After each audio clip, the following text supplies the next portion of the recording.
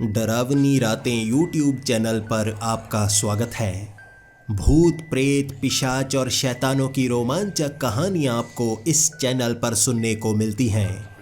अगर आपको ऐसी ही वीडियोस देखना पसंद है तो हमारे इस चैनल को सब्सक्राइब करना ना भूलें। तो हेडफोन लगा लें, कमरे की लाइट्स ऑफ कर लें, क्योंकि ये वक्त हो रहा है डरने का।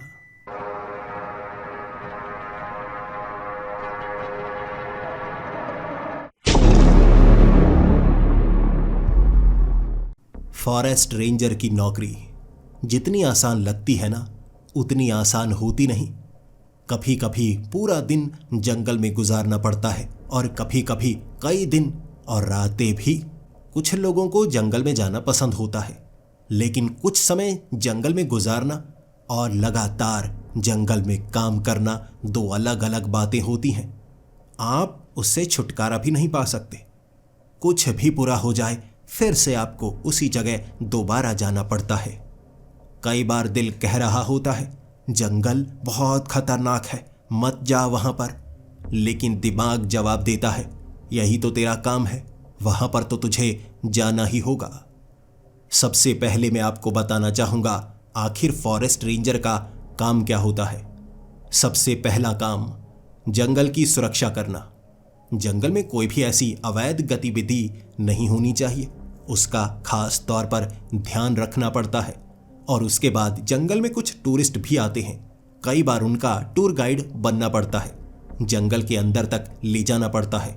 और कई बार कुछ टूरिस्ट रात को वहां रुकना चाहते हैं, उनकी कई बार सुरक्षा करनी पड़ती है। भले ही ये मेरे काम में नहीं आता, लेकिन इसे भी काम में जोड़ दिया गया है। आजकल लोग क्या नहीं करते, लेकिन रात होने से पहले उस जंगल से बाहर निकलना मेरा सबसे पहला काम होता है। जो भी टूरिस्ट वहां पर आए हों, कुछ हाइकिंग करने के लिए जंगल में निकल पड़ते हैं, तो कुछ पिकनिक मनाने के लिए शाम के वक्त उन्हें आगाह करना पड़ता है अंधेरा होने वाला है, आपको जाना होगा। सब लोग ज़्यादातर मेरी बात मान ही लेते हैं, लेकिन कुछ लोग अड़ियल होते हैं। वो कहते हैं हमें कौन सा कुछ होने वाला है, आप चले जाइए, हम अपनी सुरक्षा खुद कर लेंगे। मैं किसी को भी ज़बरदस्ती जंगल से बाहर नहीं निकाल सकता, ये मेरा काम नहीं है। अगर वो कोई भी अवैध गतिविधि नहीं कर रहा तो मैं उसे पकड़ तक नहीं सकता।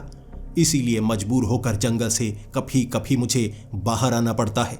लेकिन जब जंगल में कोई हादसा हो जाए, कोई जानवर किसी इंसान पर हमला कर दे, उसके बाद नियम थोड़े सख्त करने पड़ते हैं।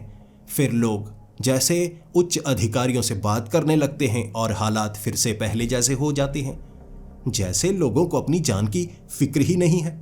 मेरा तो ये काम है जंगल में रहना और सुरक्षा करना, लेकिन वो लोग जो भूले भटके बस अपनी खुशी के लिए जंगल के बीच चले जाते हैं, कई बार हादसे का शिकार हो जाते हैं। मैं भी फॉरेस्ट रेंजर का काम पूरा साल नहीं करता, कुछ ही समय के लिए करता हूँ। जब सीजन होता है, मौसम अच्छा होता है, ठंड नहीं होती, तब मैं ये काम करता हूँ। इसमें कमाई अच्छी हो जाती है। उसके बाद मैं कोई और काम ढूंढ लेता हूँ 6 महीने के लिए। इस बार भी ये काम करने के लिए मैं यहाँ पर आ चुका था। सारे पेपर वर्क मैंने कर लिए थे और अब फॉरेस्ट रेंजर बनकर जैसे ही जंगल में गया था, पुरानी यादें ताज़ा हो गई थी। पिछली बार 6 महीने बड़ा मज़ा आया था। बहुत ज़्यादा टूरिस्ट आए थे, कुछ ऐसे बच्चे भी जो जंगल में घूमना पसंद करते थे, लेकिन मैं उन्हें सिर्फ गाड़ी में अंदर लेकर गया था। उनके परिवार वाले भी सुरक्षित गाड़ियों में थे। इस बार मुझे लग रहा बच्चों के साथ समय अच्छा बीतेगा, वो बात मान लेते हैं। लेकिन शुरुआत कुछ अलग हुई थी। शुरुआत में ही कुछ टूरिस्ट बिना बताए जंगल के अंदर चले गए और उनके साथ हादसा हुआ। कुछ बहुत ज़्यादा चोटिल हुए और कुछ का कहना था कि जंगल में कुछ अजीब गतिविधियां होने लगी हैं। वहां पर उन्होंने कई टेंट देखे। शायद सर्दियों में कुछ लोग यहां पर रुके होंगे। शराब की बोतलें वहां पड़ी थी। वहां पर कुछ नशीले पदार्थ पाए गए, कुछ बंदूकें वहां पाई गई और पुलिस वाले वहां पहुंचे तो मैं भी हक्का बक्का था। यानी अब मुझे ज़्यादा निगरानी रखनी थी। इसीलिए रात के वक्त भी मैं राउंड लगाने लगा था। रात के वक्त गाड़ी के आगे बड़ी सी लाइट लगाकर मैं उस गाड़ी को जंगल में घुमाता और मुझे कहा गया था कुछ दिनों तक ये करना होगा। दिन के वक्त भी मैं जंगल के ज़्यादा अंदर तक नहीं जाता था। खास इलाके जहाँ पर बाड़े बनाए गए थे, पिकनिक के लिए एरिया बनाया गया था। अगर कोई घटना वहाँ पर घट भी जाए, वहाँ कई पेड़ों के ऊपर झोंपड़े बनाए गए थे ताकि लोग रात के वक्त वहाँ छिप सकते थे। इसीलिए कुछ लोग जब वहाँ रह जाते तो वो उन झोंपड़ों के अंदर चले जाते, रात वहाँ पर गुजारते। लेकिन अब मैं जब वहाँ पर पहुँचा ना, वो झोंपड़े तोड़े जा चुके थे। कुछ शरारती तत्व जैसे ये काम कर चुके थे। यानी मुझे और इलाके को एक्सप्लोर करना था, पता करना था यहाँ सर्दियों में क्या क्या हुआ हो सकता है, और ये काम रात को ही किया जाना था। स्पेशल ऑर्डर्स आए थे। गाड़ी लेकर मैं काफ़ी आगे तक निकला था। कुछ ऐसे इलाके थे जो बिल्कुल नए थे। मैं इस तरफ कभी नहीं आया था क्योंकि लोग ही जहाँ जाना पसंद नहीं करते, मेरा वहाँ जाने का कोई काम ही नहीं होता था। फॉरेस्ट रेंजर सिर्फ उन इलाकों की सुरक्षा करते हैं जहाँ गतिविधियाँ होती हों, टूरिस्ट आते हों। जब मैं नए इलाके में पहुँचा था, पहली बार एक ऐसी जगह जहाँ कुछ टेंट लगे हुए। मैं गाड़ी से उतरा। मैंने गाड़ी बिल्कुल सीधी लगा ली थी ताकि उसकी रोशनी उन टेंट पर पड़ती रहे। टॉर्च लेकर इधर उधर घूम रहा और आवाज़ें लगा रहा, कोई है यहाँ? टेंट लगाए गए हैं, देखो ये इलाका सही नहीं है, यहाँ पर जानवर आ सकते हैं, किसी तरफ से इस जगह को बंद नहीं किया गया है। यहाँ पर कोई मौजूद है या नहीं? टेंट से कोई बाहर आएगा या मुझे टेंट के अंदर दिखना होगा? किसी ने कोई जवाब नहीं दिया था। धीरे धीरे जब मैं टेंट के करीब गया, वो टेंट के अंदर झांका मैंने। वहाँ 5 टेंट थे लेकिन उनमें कोई भी मौजूद नहीं था। फिर मैंने वो टेंट का ऊपरी हिस्सा देखा। बड़ा पुराना पुराना सा लग रहा था। ऐसा नहीं लग रहा कि ये टेंट अभी लगाए गए हों। ऐसा लग रहा था जैसे कुछ महीने पहले लगाए गए हों। आसपास कोई भी खास सामान नहीं था, यानी जिसने ये टेंट लगाए वो इस समय यहाँ पर मौजूद नहीं होगा। इसीलिए अब मैं वापस अपनी गाड़ी की तरफ बढ़ने लगा था। लेकिन तभी वो टेंट के पास से मुझे एक परछाई नजर आई। ऐसा लगा जैसे कोई निकल कर गया हो। परछाई मेरे पैरों के करीब से नजर आई थी, इसीलिए पीछे मुड़कर मैं आवाज़ लगाने लगा, देखो कौन है यहाँ पर? कोई है? मुझे लगता है तुम छिप रहे हो, क्या तुम सामने आ सकते हो? मैं टॉर्च लेकर वो टेंट के पीछे गया। परछाई किस चीज़ की बनी समझ ही नहीं आया। वहाँ पर तो कोई मौजूद नहीं था। फिर से मैं अपनी गाड़ी की तरफ बढ़ने लगा, लेकिन इस बार मुड़ मुड़ कर बार बार मैं देखे जा रहा था। तभी मेरा ध्यान पड़ा, जो तीसरा टेंट था और चौथा टेंट था ना, कोई तीसरे टेंट से निकलकर चौथे में गया। मुझे साफ नजर आया। मैं भागा भागा चौथे टेंट की तरफ गया। अंदर देखा कोई मौजूद नहीं, पीछे देखा कोई मौजूद नहीं। आखिर वो कहाँ पर गया मुझे पता ही नहीं लगा। क्या ये मेरी आंखों का भ्रम था या एक सच्चाई थी? परछाई बनी, मुझे तो नजर आया कोई, लेकिन यहां तो मौजूद नहीं। अब मैं क्या करूं? मुझे लग रहा था जैसे कोई तो है जो छिप रहा है, लेकिन छिपकर गायब कैसे हो जाता है मुझे कुछ पता ही नहीं चल पा रहा था। तो मुझे लगा मुझे गाड़ी में जाकर बैठना चाहिए, ये कुछ भी हो सकता है, भ्रम भी। लेकिन इस बार जब मैं गाड़ी में जाकर बैठा, हवा चलने लगी और ऐसा लग रहा था एक तरफ के पेड़ हिल रहे हैं, जबकि दूसरी तरफ के पेड़ वैसे के वैसे ही खड़े थे, जैसे कोई पेड़ों को पकड़कर हिला रहा हो। लेकिन ये हवा ही थी, हर एक पत्ती हिल रही, लेकिन दूसरी तरफ हवा क्यों नहीं पहुंच रही, इसका जवाब कौन देता? तब मैंने वो टेंट के बीच में खड़ा एक आदमी देखा। मैंने टॉर्च की रोशनी भी उस तरफ मारी, जबकि मेरी गाड़ी की हेडलाइट भी उसी तरफ थी। वो जैसे सफ़ेद कपड़ों में खड़ा आदमी अचानक मेरी आंखों के सामने से गायब। एक सेकंड में ही जब मैंने पलकें झपकी, जैसे वो गायब हो गया हो। मैं बहुत ज़्यादा डर गया। मुझे लगा ये क्या हो रहा है? शायद किसी दवाई का असर तो नहीं हो रहा जो कुछ दिनों से मैं ले रहा था, ये नींद की गोलियां, ताकि मुझे नींद ना आए। मैं जल्दी से गाड़ी लेकर वहाँ से निकला था। मैं बहुत ज़्यादा डरा हुआ। जब मैं जंगल से बाहर निकला तब जाकर मुझे ऐसा एहसास हुआ जैसे मैं बच गया। दिल की धड़कन तेज़ ही बहुत ज़्यादा हो गई थी। ऐसा कुछ मेरे साथ पहली बार हुआ था। अगले दिन मैं टूरिज़्म ऑफिस में गया। वहाँ टूरिज़्म ऑफिस के कुछ लोग थे, फॉरेस्ट ऑफिस से कुछ लोग आए हुए उन्हें मैंने पूरी बात बताई कि वहां टेंट लगे हुए थे और मुझे भ्रम हुआ। मैं पक्का नहीं कह सकता, लेकिन ऐसा लगा जैसे वो भूत ही हो आंखों के सामने से गायब हो गया। मेरी ये बात को लेकर लोग इस तरह से सीरियस हो जाएंगे मैं नहीं जानता था। सब लोग इसके बारे में बातें करने लगे थे। कुछ टूरिस्ट को इसके बारे में बताया गया और ये खबर आग की तरह फैल गई थी। मुझे लगा मुझे पागल कहा जाएगा, लेकिन मुझे पागल नहीं कहा गया बल्कि गवाह कहा गया जो ऐसी जगह गया था जहां भूत नजर आया। इसीलिए टूरिज्म ऑफिस से खास निर्देश आए उस जगह को भी खास तौर पर डेवलप किया जाए। भूत या टेंट वाली जगह जहां लोग घूमने के लिए जाएंगे, पिकनिक मनाने के लिए जाएंगे, देखने के लिए जाएंगे क्या वहां उन्हें भूत नजर आता है। दिन के वक्त टूरिस्ट के मैं साथ रहता, रात के वक्त तो कभी कभी ही मुझे वहां पर जाना पड़ता था। लेकिन इस बार दिन का काम कम कर दिया गया, रात को उस जगह घुमाने का काम ज्यादा कर दिया गया। कुछ लोग तो मेरे साथ जाना चाहते थे, कई लोग खुद ही वहां पर जाना चाहते। मुझे बस रात के वक्त वहां पर राउंड लगाने थे। आसपास के इलाकों को भी घेराबंदी करके बंद करना था ताकि कोई जानवर वहां पर ना आ पाए। उस जगह जाने वाले लोगों की संख्या 30 से ज्यादा थी जो वहां टेंट के आसपास घूम रहे, और मैं भी थोड़ा घबराया हुआ। मुझे यहीं पर वो कुछ अजीब सा आदमी नजर आया था, सफेद कपड़ों वाला, जो गायब हुआ था। लोगों को बताते हुए, वहां दिखाते हुए जिस जगह वो मुझे नजर आया, कुछ पैरानॉर्मल इन्वेस्टिगेटर भी वहां पर आए हुए। वो पता नहीं अपने मीटर में कुछ रीडिंग लेना चाहते थे। कह रहे यहां तो ऐसा कुछ नहीं है। इस तरह लगभग 12 बजे तक मुझे वहां उनके साथ रहना पड़ा। वो कैंपिंग करते रहे और 12 बजे सब लोग वहां से निकले थे। मैं उन्हें समझा रहा सबके सब बाहर निकल जाएं। रात के वक्त अगर यहाँ पर कुछ होता है उसकी जिम्मेदारी हमारा ऑफिस नहीं लेगा। ज़्यादातर लोग वहाँ से निकल गए थे। 1:30 बजे मुझे राउंड लगाने के लिए वहाँ पर जाना था, जैसे नए प्रोटोकॉल थे।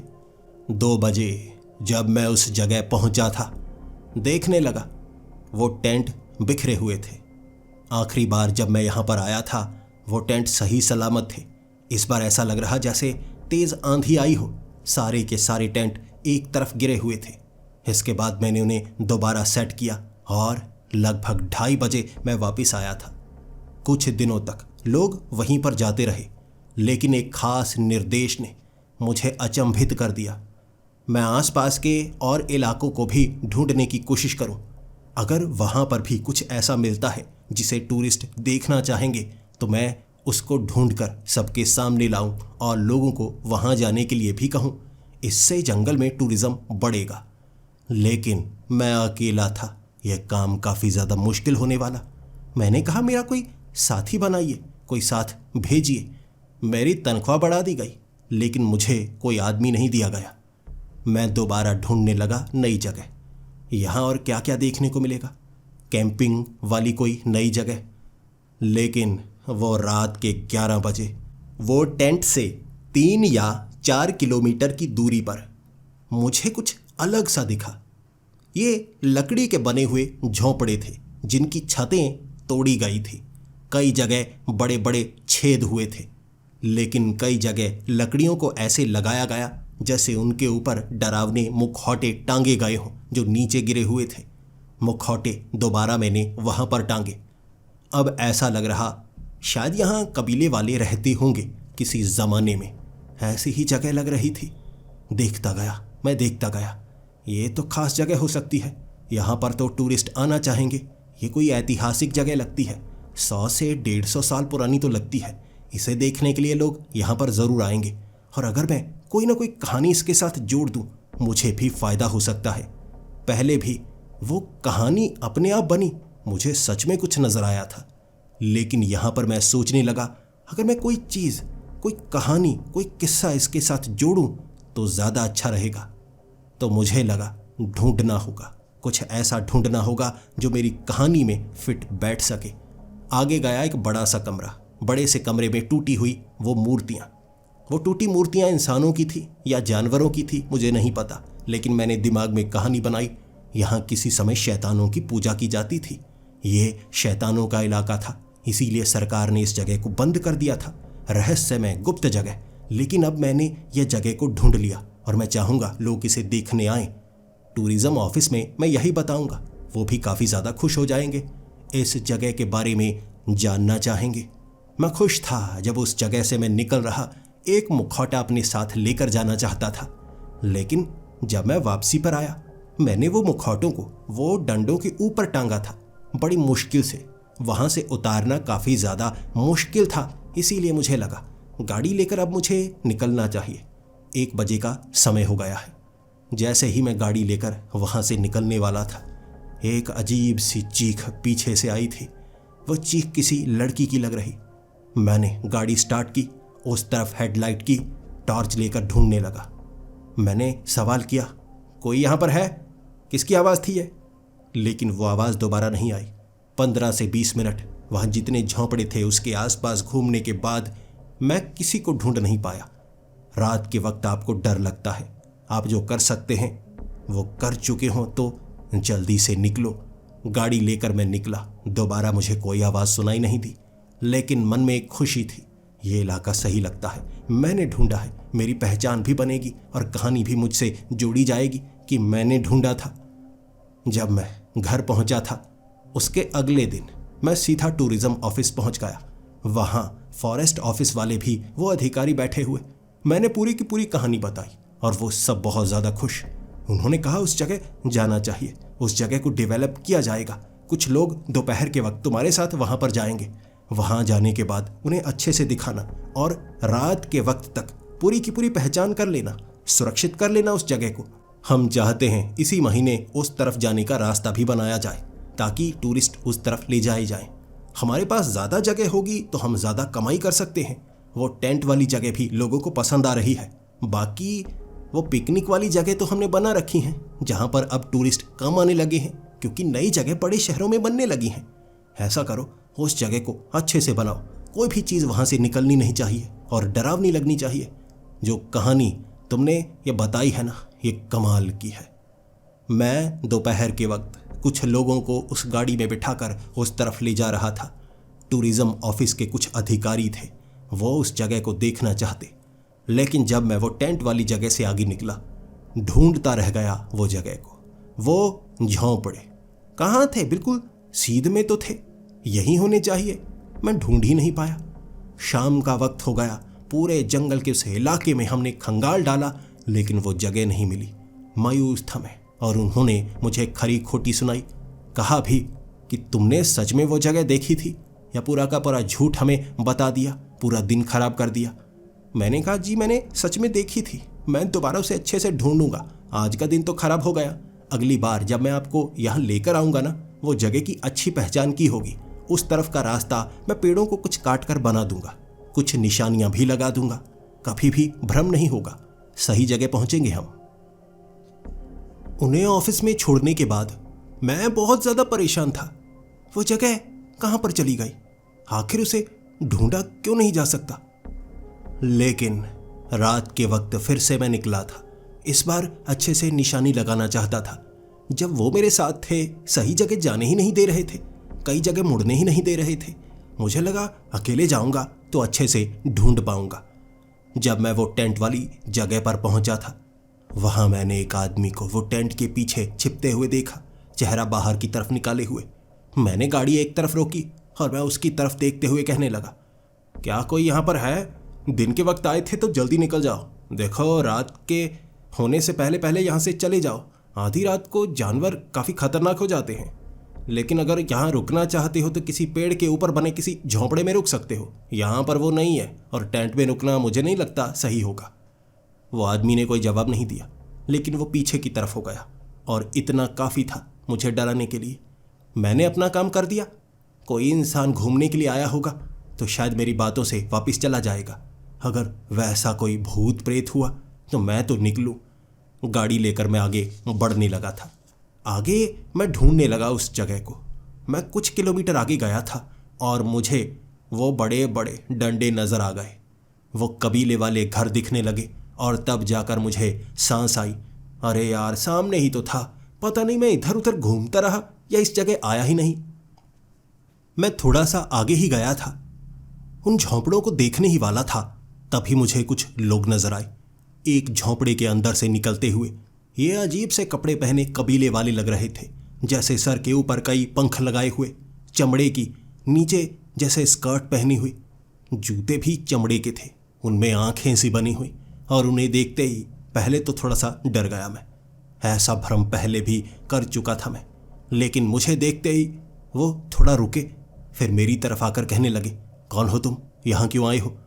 मैंने फट से उन्हें जवाब दिया, मैं फॉरेस्ट रेंजर हूँ और मैं यहाँ पर इसलिए आया हूँ, ये जगह मैंने पहले भी देखी थी, लेकिन क्या आप यहाँ पर रहते हैं? पहले तो मैंने किसी को नहीं देखा।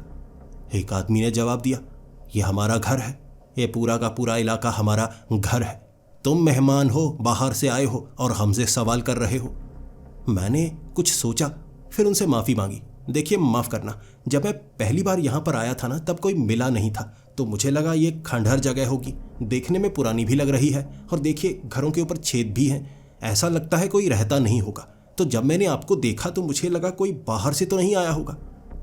वो आदमी घूरते हुए कहने लगा, कोई बाहर से तो नहीं आया, लेकिन हम तो इस जगह रहने वाले हैं ना, तुम तो बाहर से आए हो ना, इसीलिए तुमसे सवाल करना बनता है, सीधे इस तरफ आ जाओ।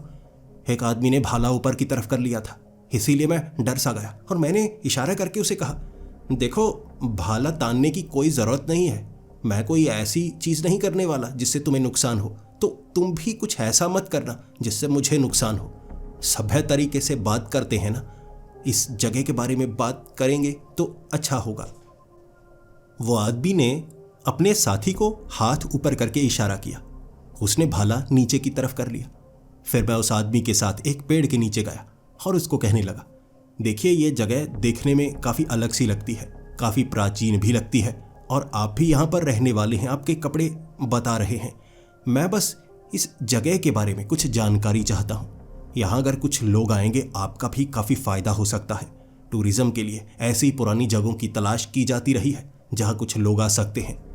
वो आदमी कहने लगा, यहाँ कोई नहीं आ सकता, यह जगह कोई नहीं आ सकता, और तुम आए हो, शायद तुम्हें यह जगह दोबारा ढूंढने में परेशानी हो। उसकी बात ने मुझे जैसे चकरा दिया। फिर मैं नीचे देखते हुए कहने लगा, ये जगह ढूंढने में परेशानी क्यों होगी, ये पास में ही तो है, वो टेंट लगे हुए हैं, वहाँ पिकनिक स्पॉट हमने बना दिया है, ये जगह उसके करीब ही है। वो मुस्कुराता रहा, लेकिन उसके बाद उसने कोई जवाब नहीं दिया। मैं फिर इस जगह की जानकारी उससे लेने लगा।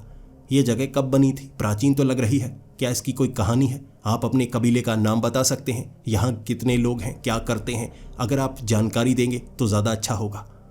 वो आदमी जानकारी देने लगा, यह 300 साल पहले बना हुआ कबीला है और यहाँ पर कोई भी साधारण काम नहीं होता। हम यहाँ रहते नहीं, लेकिन ये जगह हमारी है।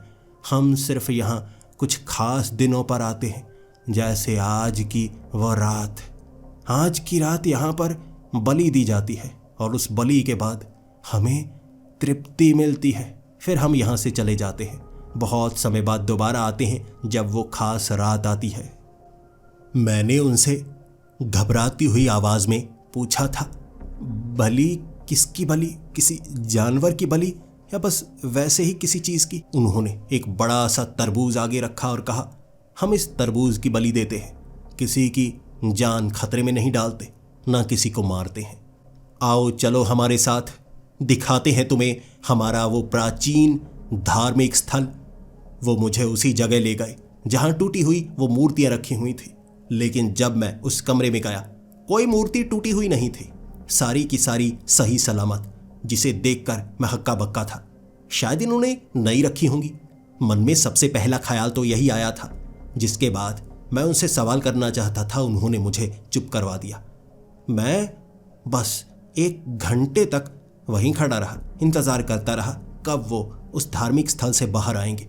लेकिन मैं तो अच्छे से यहाँ घूमना चाहता था, पहचान करना चाहता था, निशानी लगाना चाहता था। तो मैं बाहर निकलते वक्त उन्हें कहने लगा, मैं बाद में आता हूँ, अभी मुझे काफ़ी काम है, आपसे बाद में मिलता हूँ, शायद कल मौका मिल जाए। ये कहकर मैं वहाँ से निकला। जानता था शायद वो दोबारा यहाँ नहीं आएंगे। ढूंढ लूँगा कबीले कहाँ पर है, जंगल में अगर ये लोग रहते हैं या किसी गांव से यहाँ पर आते हैं ये धार्मिक अनुष्ठान करने के लिए, ढूंढ लूँगा। यह कहकर मैं पीछे की तरफ मुड़ा।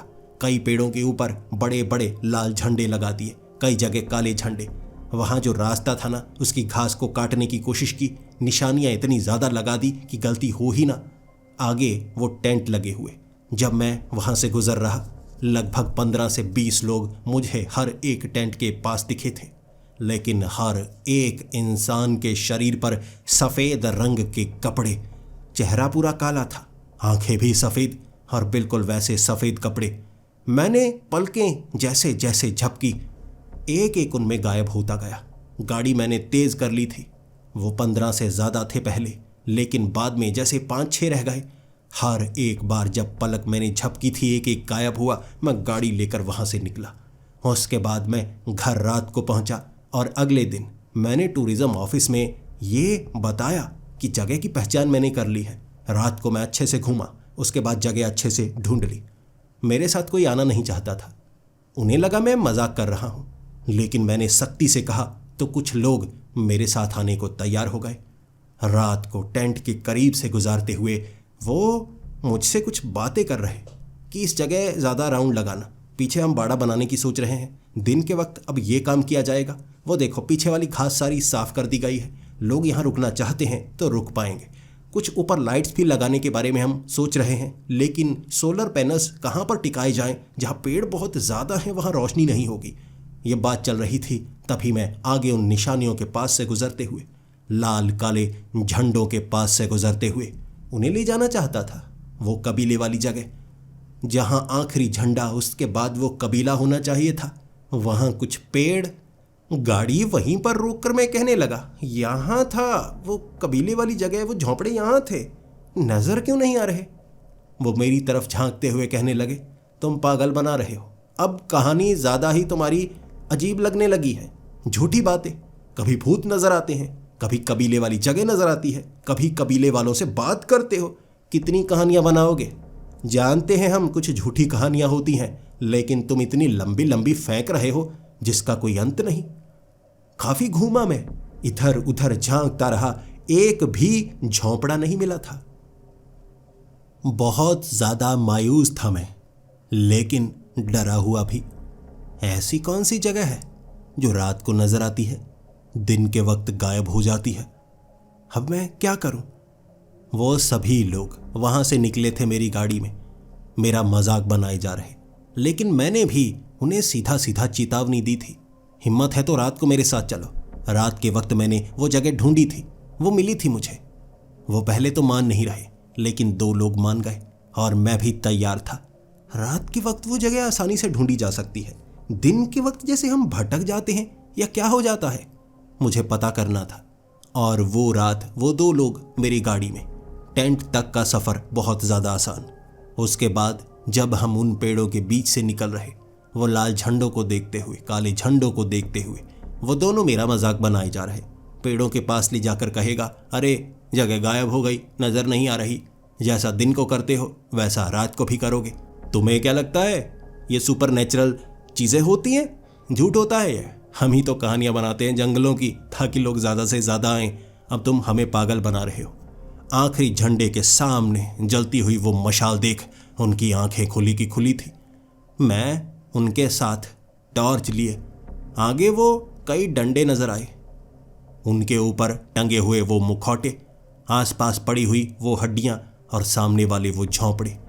उनकी आंखें फटी की फटी थी और अब मैं उन पर हंसते हुए, तुम सब पागल थे, मेरी बात क्यों नहीं मानते थे? मुझे लगता है यह जगह रात को ही नजर आती है, कुछ तो है यहाँ पर, रहस्यमय है, जादुई है, या कुछ और पारलौकिक जो किसी को पता नहीं चलता। वो तो ऐसे हक्के बक्के हुए पड़े थे, मेरी किसी बात पर अब हंसी नहीं रहे, जवाब ही नहीं दे रहे। वो तो बस आंखें फाड़कर देखे जा रहे थे, ताके जा रहे थे वो जगह को। वो झोंपड़ा डरावना, सबसे पहले वाला, जिस पर टंगे हुए वो बड़े बड़े मुखौटे और ऊपर से हवा सी चलने लगी थी, पत्तियां उड़ने लगी थी, हल्का हल्का धुआं था, जैसे आसपास कोई आग जलाई गई हो। मैंने उन्हें कहा था, यहाँ मुझे 2 कबीले वाले मिले थे, उन्होंने कहा था वो अब जल्दी नहीं आएंगे, किसी खास दिन आएंगे, शायद वो दोबारा हमें नहीं दिखेंगे। वो मेरी तरफ देख रहे और कह रहे, देखो अगर रात के वक्त कबीले वाले नजर आए ना तो उनसे थोड़ा दूर रहना चाहिए। कई कबीले वाले आदमखोर होते हैं, इंसानों को पकड़कर मारकर खा जाते हैं, या नापसंद करने वाले कि बाहरी लोग उनके इलाके में ना आए, वो काट डालते हैं, मार डालते हैं, इसीलिए उनसे थोड़ा दूर रहना चाहिए। वहाँ धुआं बढ़ता जा रहा था, वो दोनों काफी ज्यादा घबराते जा रहे। वैसे तो बड़ी बड़ी बातें किया करते थे, लेकिन मुझसे भी ज्यादा डरते जा रहे थे, मुझे भी डराते जा रहे। उस धुएं में अचानक लोगों के चलने की आवाज सुनाई देने लगी। ऐसा लगा जैसे हमारे सिवा यहां पर और भी लोग मौजूद हों, और वो धुएं के बीच से निकल कर आए कुछ लोग, वैसे ही पंख सर पर लगाए हुए, जैसे चमड़े के कपड़े पहने हुए। वो दोनों बहुत ज़्यादा डरे और पीछे की तरफ भागने लगे, लेकिन मैं वहाँ कुछ समय रुका। जब आप अकेले होते हैं ना, डरने लगते हैं, और पीछे से अगर आपके साथियों की आवाज़ आ जाए, ये मार डालेंगे, ये मार डालेंगे, मैं भी घबरा गया, पीछे की तरफ भागने लगा। उन्हीं के साथ भागते भागते हम गाड़ी में बैठे और वो लोग हमारी तरफ बढ़ने लगे। वो झोंपड़ों से आगे निकलकर धुआं सिर्फ उसी जगह पर था, जैसे जंगल में धुआं नहीं, बस खास जगह रुका हुआ हो। गाड़ी हमने बैक की और वहां से जो भगाई इतनी तेजी से। वो दोनों कह रहे थे, जगह की पहचान अच्छे से कर ली है हमने, दिन के वक्त आएंगे, दिन के वक्त और लोगों के साथ। यहाँ ये कबीले वाले हैं ना, कुछ भी करते हो सकते हैं, हो सकता है कोई नशीली चीज़ें रखते हो, कबीले वाले बने हो। कोई बात नहीं, कल आएंगे, अब निकलो निकलो निकलो, रात को खतरा ज़्यादा होता है। टेंट के पास से जब हम गुजर रहे थे, सफ़ेद कपड़ों में कुछ लोग नजर आए थे। उन्हें देखने के बाद मेरे साथी कहने लगे, रुको रुको, अब यहाँ रुको, यहाँ काफ़ी लोग नजर आते हैं। मैं उन्हें कह रहा, ये लोग गायब से हो जाते हैं। उन्होंने कहा, अबे पागल है, वहाँ था जो खतरा था, यहाँ कुछ नहीं है, रुकते हैं, बात करते हैं, शायद इन्होंने टेंट लगाए होंगे। मैंने कहा, ये वही टेंट है, ये वही टेंट है जो काफ़ी पहले के हैं, यहाँ कोई नहीं रहता, और अभी तो कोई टूरिस्ट इस तरफ आया भी नहीं। उन्होंने गाड़ी रुकवा ही डाली थी। उतरकर उनसे बात करना चाहते थे। 5 लोग थे सफ़ेद कपड़ों में, सामने खास जगह खड़े थे। वो दोनों 4 कदम आगे बढ़े, आंखों के सामने से वो सारे के सारे लोग गायब। जो वो दोनों गाड़ी में बैठकर चीखने लगे ना, कबीले वाले लोगों को देखकर इतना नहीं चीखे थे जितना इन सफ़ेद कपड़े वालों से चीखे। मुझे गाड़ी चलाने को कहने लगे। मैं कहने लगा, ये पहले भी नजर आते हैं, ये पता नहीं क्या है। वो गाड़ी भगाने को कहने लगे और उनकी बात मैं टाल नहीं सकता था। मैंने गाड़ी चलानी शुरू कर दी। जंगल से बाहर निकलकर उनकी सांसें सही से चली थी। उससे पहले ऐसे सांस ले रहे थे जैसे उनकी आखिरी सांसें हों, जोर जोर से, घबराए हुए, डरे हुए। अगली सुबह टूरिज्म ऑफिस में काफ़ी ज़्यादा भीड़, क्योंकि इस बार वो गवाह थे। वो कह रहे, कई गाड़ियों से जाना होगा, वो कबीले वाले लगते हैं, इकट्ठे जाएंगे, पुलिस वाले हमारे साथ होने चाहिए। इस बार उन्हें मैं लेकर नहीं जा रहा था, वो दोनों लेकर जा रहे। और वो टेंट के पास से गुजरते ही मैं अपनी गाड़ी में अकेला था। 4 गाड़ियां उस तरफ गई थी। झंडों के पास से गुजरते हुए जब एक बड़े पेड़ के पास रुके ना, सब कह रहे, कहाँ है वो घर, वो झोंपड़े कहाँ है? उन्होंने कहा, सामने ही तो थे। कुछ समय तलाश करने के बाद मेरी तरफ देखने आए उच्च अधिकारी कहने लगे, इन्हें तुमने पागल बनाया ना, ये भी वही कहानी सुना रहे हैं जो तुम सुना रहे थे। कहाँ है वो कबीले वाले घर, कहाँ है? नज़र तो आ नहीं रहे, पागल बना के रखा है। इतने समय से कभी तुम लेकर आते हो, कभी ये लेकर आते हैं। रात के वक्त जगह नजर आती है तो कहाँ चली जाती है दिन के वक्त? क्या झोंपड़े कोई उठा कर ले जाता है? चेक किया, लकड़ी के थे या कोई ऐसे ट्रांसपेरेंट चीज़ तो नहीं थी कि उठाकर पैक करके ले जाते हैं? पागलो, तुम सबने बेवकूफ़ बनाया हुआ है। अब इस तरफ हम दोबारा नहीं आने वाले। ये कहकर गाड़ियां वहां से निकली थी। मैं अकेला था, उस जगह घूम रहा। कहाँ चली जाती है वो जगह? दिन के वक्त कहाँ चली जाती है? मुझे जवाब जानना था। मेरे अंदर एक आग धधकने लगी थी। ऐसा लगने लगा था एक बड़ा रहस्य है मेरी आंखों के सामने। मैं थोड़ा डरता तो हूं, लेकिन जानना चाहूंगा उसके पीछे का सच। जानना चाहूंगा क्यों वो जगह गायब हो जाती है। क्या सच में कुछ ऐसा तो नहीं जो हमें डराने के लिए रात के वक्त लगाया जाता है, दिन के वक्त उठा लिया जाता है? पता तो रात को ही लगेगा। वो रात फिर से मैं वहां पर गया था, सच का पता लगाने के लिए। जैसे ही उन झंडों को मैं देखता गया, मैं उसी पेड़ के सामने था, लेकिन वहां पेड़ मौजूद नहीं। वहां थे बड़े बड़े डंडे जिन पर लगे हुए मुखौटे। अच्छे से पहचान हो गई थी इस जगह की। पेड़ गायब हो जाता है, चौड़ा पेड़ था, वहां खंभे आ जाते हैं और पीछे जैसे पूरा गांव सा बन जाता है। रात के वक्त पास जाकर मैंने खंभों को देखा। वो डंडे जमीन में अंदर तक धंसाए गए थे। ऐसा नहीं हो सकता, हर रोज उन डंडों को निकाला जाता हो। पेड़ को वहां कैसे लगाया जाएगा? यह संभव है। यह सच में कोई पारलौकिक घटना है। वहां से आगे निकलने के बाद मैं देखने लगा कबीले वाले कई लोग। वहां धुआं धुआं सा। घर असली थे लेकिन काफी प्राचीन लग रहे। मैं वो लोगों के पास गया। वो लोग मुझे देखकर घूरने लगे थे, लेकिन वो दो लोग जिनसे मैं पहले ही मिल चुका था, वही लोग जो कह रहे थे हम कभी कभी यहां पर आते हैं, मुझे देखकर मेरे करीब आने लगे और कहने लगे, कौन हो तुम, कहां से आए हो? मैंने कहा, मैं फॉरेस्ट रेंजर हूं, आपको बता तो चुका हूं। दूसरे आदमी ने भाला ऊपर की तरफ किया और मैंने पहले वाले को कहा, देखिए देखिए, ऐसे भाला मेरी तरफ मत कीजिए, मैं कोई लड़ने वाला नहीं हूं, बस बात ही तो करना चाहता हूं, हम पहले मिल तो चुके हैं। उसने हाथ उठाकर पहले की तरह उसको भाला नीचे करने के लिए कहा, फिर मेरी तरफ देखकर कहने लगा, हम पहले नहीं मिले हैं, मिले होते तो मुझे याद होता। मैंने कहा, आपसे मिल तो चुका हूं, कुछ ही दिन पहले मैंने आपको देखा था, ये तो काफी अजीब सा लग रहा है। वो कहने लगा, मुझे याद नहीं, तुम्हें जो भी अजीब लगता है वो तुम्हारे दिमाग में होगा, बताओ यहां क्या कर रहे हो? मैंने कहा, मैं फॉरेस्ट रेंजर हूं, देखिए मैं इलाके की सुरक्षा करता हूं, यहां पर आया, लेकिन यहां एक अजीब सी चीज है, रात को ये दिखता है, दिन को क्यों नहीं दिखता, मैं ढूंढता हूं इस जगह को। उसने कहा, दिन के वक्त हम यहीं पर होते हैं सुरक्षा के लिए, किसी को यहां आने नहीं देते। रात के वक्त धार्मिक अनुष्ठान चलता है और हम यहां हर रोज नहीं रहते, कभी कभी आते हैं अपने गांव से चलकर इतनी दूर। आज सभी आए हुए हैं, शायद जल्दी आ गए।